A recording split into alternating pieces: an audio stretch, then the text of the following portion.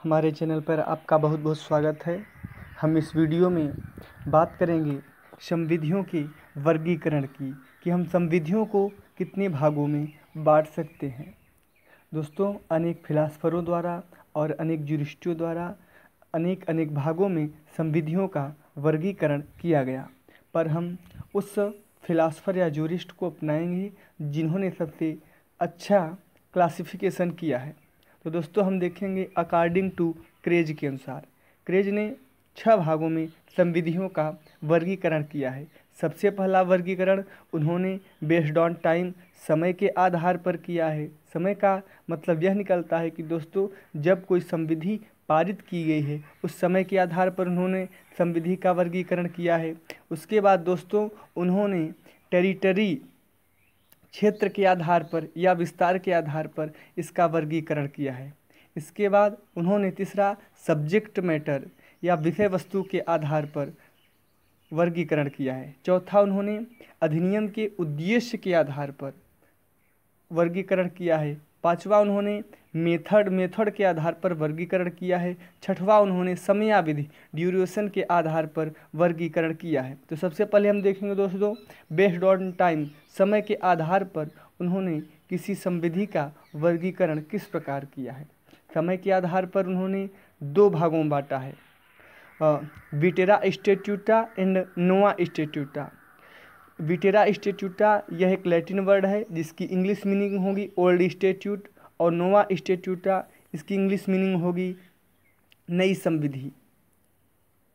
तो दोस्तों, उन्होंने, अगर हम भारत के परिप्रेक्ष्य में देखें तो इसका मतलब यह निकलता है कि अगर कोई भी संविधि या अधिनियम अगर 1947 के पहले पारित हुआ है तो वह संविधि पुरानी संविधि मानी जाएगी, और अगर वह 1947 के बाद पारित हुई है तो वह न्यू संविधि मानी जाएगी। जैसे आईपीसी आपका एक पुरानी संविधि मान ली जाएगी, और 1947 के बाद जैसे आप एग्जाम्पल के तौर पे ले सकते हैं डाउरी प्रोहिबिशन एक्ट 1961, यह एक न्यू स्टेट्यूटा माना जाएगा। इस वर्गीकरण को न्यायमूर्ति कोक ने भी स्वीकार किया है।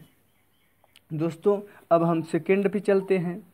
तो उन्होंने, क्रेज ने सेकेंड वर्गीकरण टेरिटरी के आधार पे किया है, मतलब विस्तार के आधार पे किया है।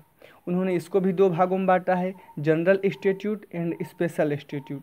जनरल स्टेट्यूट्स उसको कहते हैं जो एक संप्रभु या एक देश पर सामान्य रूप से नागरिकों के ऊपर लागू होती है, और स्पेशल स्टेट्यूट उसको कहते हैं जो किसी विशेष क्षेत्र पर लागू होती है।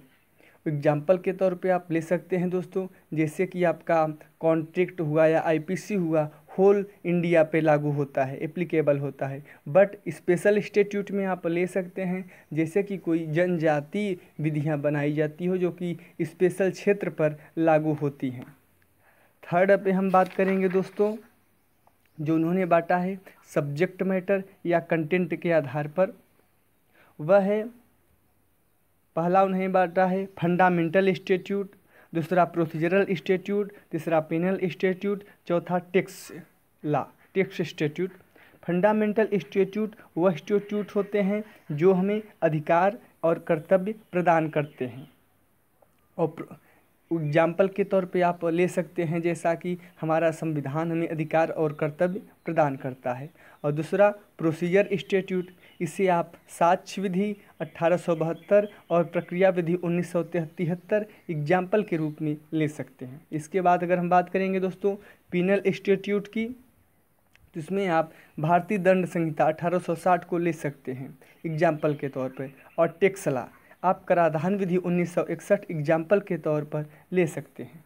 इसके बाद बात करेंगे हम दोस्तों उद्देश्य के आधार पर क्रेज ने भी संविधि का वर्गीकरण किया है कि जब किसी संविधि का वर्गीकरण उद्देश्य के आधार पर किया जाता है तो उन्होंने इसे 5 भागों में बांटा है। सबसे पहला बांटा है डिक्लेरेटरी स्टेट्यूट, ऐसी विधियां जो घोषणा के रूप में पारित की जाती हैं।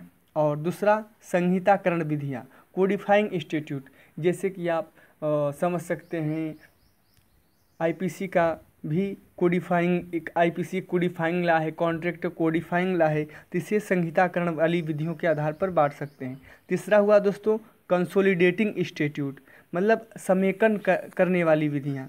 समेकन करने वाली विधियों में एग्जाम्पल के तौर पे आप ले सकते हैं जैसे कि हिंदू ला। और चौथे पर बात करते हैं दोस्तों, चौथे नंबर पे आता है रिमेडियल इंस्टीट्यूट। ऐसी विधियाँ या ऐसे अधिनियम जो हमें उपचार प्रदान करते हैं, जैसे कि आपका टार्ट हो गया। और 5वें नंबर पे आता है दोस्तों इनेबलिंग इंस्टीट्यूट। ऐसी विधियाँ जो सामर्थ्यकारी विधियाँ होती हैं, जो किसी ऐसे समय पर किसी व्यक्ति को अधिकार और कर्तव्य प्रदान करती हैं, जैसे इमरजेंसी के टाइम ऐसी ही विधियों का प्रयोग किया जाता है। इन्हें सामर्थ्यकारी विधियाँ कहते हैं। थैंक यू दोस्तों।